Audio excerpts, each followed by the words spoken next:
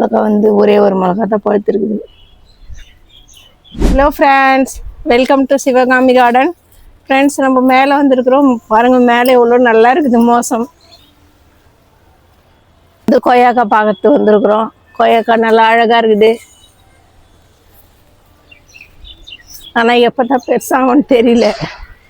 ஒருவேளை நம்ம டெய்லியும் பார்க்கறதால தெரியல, தெரியல. ரொம்ப சின்னதாக இருக்குது கொய்யாக்காய். முருங்கை மரம் எல்லாம் அப்படியே தான் இருக்குது ஃப்ரெண்ட்ஸ். நான் சொன்ன பூ வரும்னு சொல்லிட்டு என்னான்னு தெரியல, பார்க்கலாம். எது நம்ம அப்பப்போ பார்த்துனே இருந்தால் நம்மளுக்கு தெரியாது. அதனால் நான் அப்படியே விட்ட முருங்கை மரத்தை பார்க்காம. இந்த அவரைக்காய் செடியில் வந்து எல்லாத்துலேயுமே காய் வர மாதிரி பூ வர மாதிரி இருக்குது. பார்க்கலாம் இந்த முறை எவ்வளோ அவரைக்காய் வைக்குதுன்னு சொல்லிட்டு. மாங்காய் மரமும் நல்லா துளிர் வந்துருக்குது மழையில். நம்ம நேற்று தான் இந்த கத்திரிக்காய் செடியிலேருந்து ஒரு கத்திரிக்காய் நம்ம அறுவடை பண்ணோம். நாவல் மரம் நல்லா இருக்குது. இதுலேயும் பூ வரேன்னு சொல்லியிருக்கிறாங்க. பார்க்கலாம் பூ வருதா என்னான்னு சொல்லிட்டு. இன்றைக்கி வந்து நம்ம செம்பருத்தி செடியில் 3 பூ பூத்துருக்குது. எவ்வளோ அழகாக இருக்குதுன்னு சொல்லிட்டு பாருங்கள். பள்ளிப்பூ செடியில் வந்து ஒரே ஒரு ரோஸ் மல்லியா, அது மதுரை மல்லியா தெரில, பூ கட்டி விற்குவாங்களா அந்த மல்லி. இது சீத்தாப்பள்ளி மரத்தில் வந்து பூ வச்சுருக்குதுன்னு சொன்னேன். அது மொத்தம் கொட்டி போயிடுச்சு. அது மறுபடியும் எப்போ வரும்னு தெரில. நெல்லிக்காய் மரத்தில் வந்து நம்ம அன்றைக்கி தான் மொத்தம் இலையெல்லாம் கட் பண்ணி எடுத்தோம். ஏன்னா இது இலைய மொத்த சத்தம் எடுத்துக்குமா, இலை நிறைய இருந்தாக்கா. அதனால் இன்னும் கொஞ்சம் இருக்கிற இலையெல்லாம் நம்ம அப்புறமா வரும்போது எடுக்கலாம், சாயங்காலம் வரும்போது. இது வந்து நம்ம கத்திரிக்காய் வந்து 3 கத்திரிக்காய் இருக்குது. ரொம்ப சின்னதாக இருக்குது. இன்னும் 2-3 நாள் பொறுத்து எடுத்துக்கலாம் அந்த கத்திரிக்காயை. மிளகாய் வந்து ஒரே ஒரு மிளகா தான் பழுத்திருக்குது.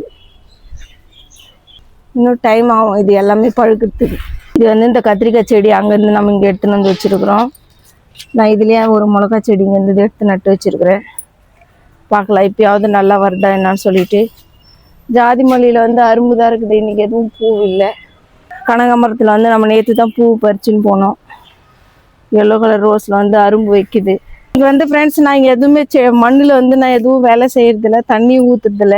நேற்று வந்து மழை பெஞ்சிச்சு. அதனால் நான் கை க்ளோஸ் இன்றைக்கி எடுத்துன்னு வரல. நம்ம வீடியோ பண்ணிவிட்டு போயிடலான்னு சொல்லிட்டு வந்துட்டோம் மேலே. ஒரே ஒரு அடுக்கு செம்பருத்தி பூத்துருக்குது. இதுவும் தனியாக எடுத்து நடணும்பா.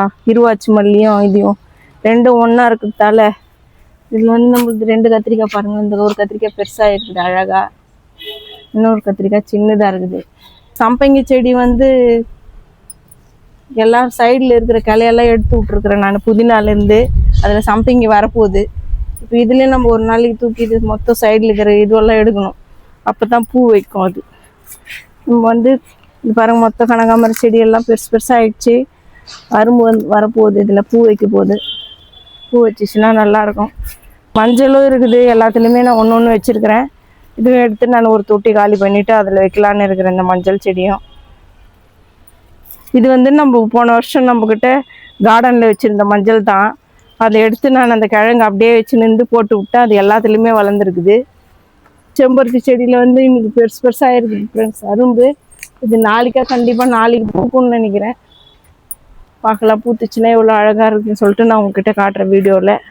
கை க்ளோஸ் எடுத்துன்னு வந்தோம். இது பிச்சு போட முடியல. அதனால் இதை நான் அப்படியே வச்சுட்டேன்.